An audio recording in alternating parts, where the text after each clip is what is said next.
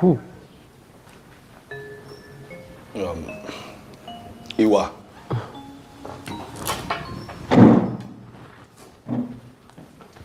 Interesting. And what's interesting about that?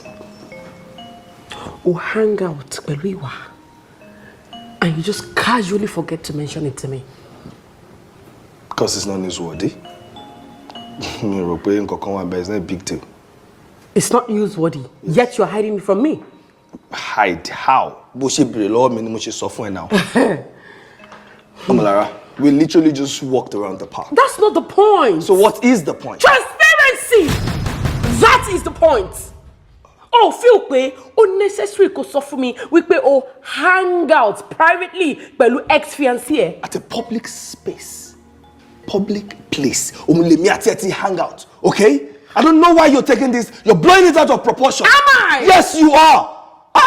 You're beginning to sound insecure. Oti shebi àwọn women ta man rí lórí Twitter to man sound insecure, yeah? Ta man fi say yeah. You're beginning to sound like them, and this is so unlike you. Oh.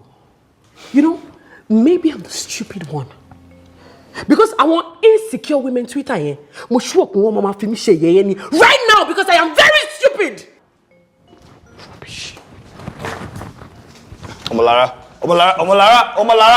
this is not as serious as you're taking it. Omolara. Goodness me.